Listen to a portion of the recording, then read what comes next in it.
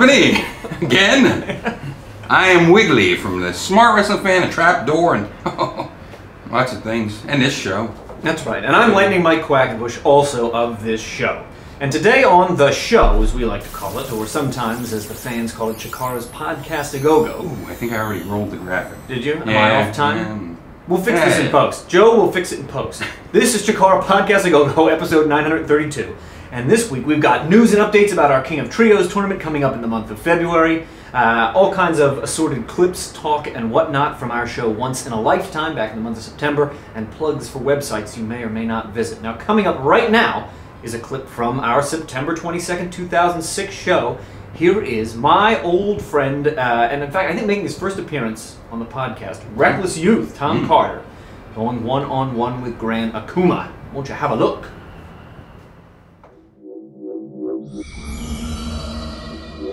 Just trying to hurt people and everything else, and not to say that they're not out here trying to hurt people, but it's more of a focus. They know what they're out here to do. Look at that, look at that. Akuma with his kicks, Icarus with his submission holds. Oh, very nice. Reckless grabbing an arm drag. There we go. Akuma going for the leg trap again. Not quite Reckless able to counter that and roll him up. Big Toreador. Throws him right down. And Akuma frustrated. Akuma very frustrated. I don't think he's had many singles encounters over the last couple months. I think the last one that he may have had, Gary better watch out there. I think the last one he had was in November when he lost his mask to Shane Storm. He's been strictly tag and 6-man and 8-man Part matches. of the most dangerous tag team in Chikara, no doubt about that in my mind. How about in your mind? They're definitely up there again. They're the most dangerous tag team. They're not up there. They're the most dangerous. I will accept no other answer from you, Carlson. They're the most dangerous. The reason they're dangerous is because they're nuts. They're nuts. That's the reason they're dangerous. They've lost it. When Icarus got his haircut and when Akuma lost his mask, both those guys based their identities on those things. And I mean, come on. They're not the same. Neither one of them is the same. And that is what makes them dangerous. Tell me I'm wrong. Well, I was going to say, I'm not going to disagree with the fact that they're not dangerous. There we go. That's right. However, the most dangerous. The most dangerous team. But every tag team here in Chikara wants those 3 victories. They want that title match. I don't think Icarus and Akuma care about getting those 3 victories. No, that's what makes them dangerous. Right, that's the thing that makes them the most dangerous. Wow, losing look at their that. mask, losing their hair. They've had a lot of adversity, and now they're just looking to take it out on people. They don't care about wins and losses. Sure, they're nice. They get a little bit more of the paycheck at the end of the night, but they're more interested in hurting people, ending people's careers. So you agree with me? Oh, I don't. Okay, that was a really roundabout way. Whoa, big tope there, big tope. I agree with you for different reasons than you. There you just saw in action my former tag partner and of course the co-founder of Chikara, Reckless Youth, Tom Carter, taking on Gran Akuma of the Kings of Wrestling in singles action back at Once in a Lifetime. Right. Now, a little flashback for those of you that might be new to Chikara. As I mentioned, Reckless is the co-founder of Chikara. Way back in the day in 2002, he and I were the co-trainers at Chikara Wrestle Factory. What about Don Montoya? Oh, Don Montoya. Don Montoya, along with Reckless and I, we formed a trio known as the Black T-Shirt Squad on the independent scene back in the 1990s. Now, Montoya, of course, he left wrestling to pursue a career in stand-up comedy. He opens for Lisa Lampanelli down in Atlantic City now. Best of luck to you, Montoya, at the Old Country Buffet. But coming Whatever up happened to Orca? I have no idea. I like okra. I don't know. Yeah, oh. I was thinking of Pommel Horse. Never mind. I'm sorry. Oh, Lost Refrigerator. That's what I was thinking of. Right. I'm sorry. Hey, what do we got here? I don't know, you tell me. Wow. Lightning Mike Tarzan against Flash Icarus. I mean, Lightning Mike Quackenbush versus Tarzan Gordon. I was going to say, we're going to get sued by the King's Feature Syndicate Icarus. That own all those comic strip characters before this podcast even goes off the air. Right. Here it is.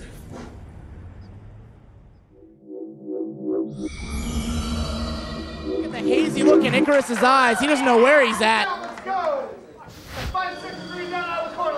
Quack now taking a turn in the top rope. Quite the daredevil. Well, throws him off.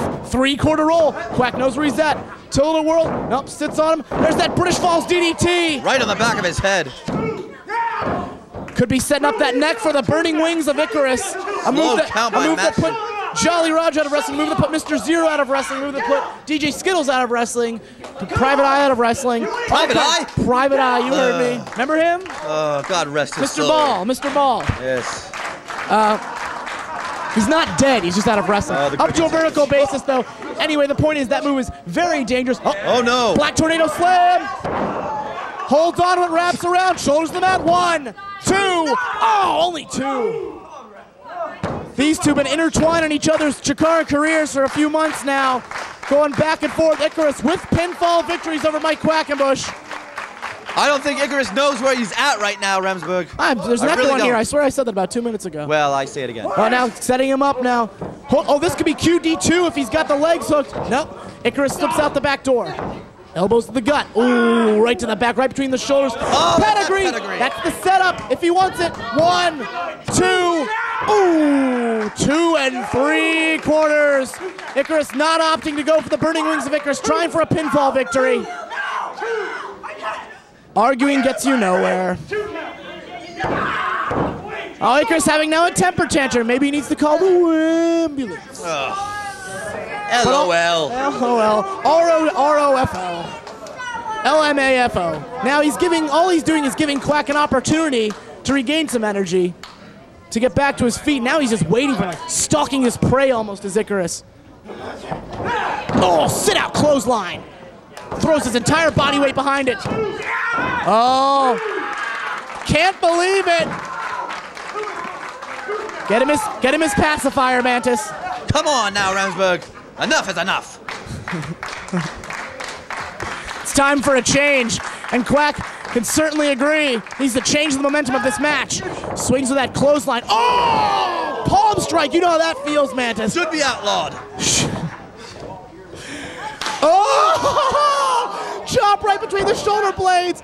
Right on that ridiculous tattoo. Now maybe going for a pedigree of his own. Maybe a backslide by Icarus. Quack putting on the brakes. Slips under. Back to the pedigree. Quack kicking. Stomps on the toe. Slips out. Slips under. Oh no, this could be QD3. Quack and driver 3. 1, 2. That's it. Quack with a victory in Reading over Icarus.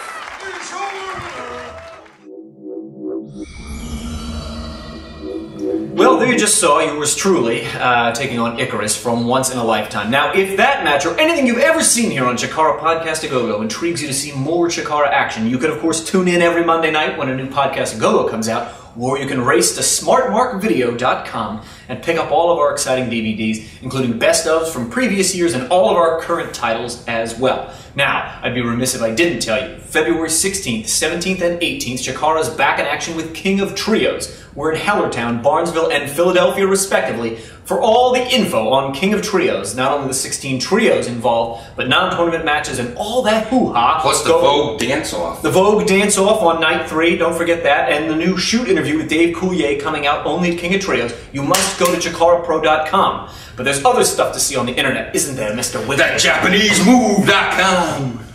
Is that really a site? Yeah. I don't know. I think so. Tell them about all the stuff you make.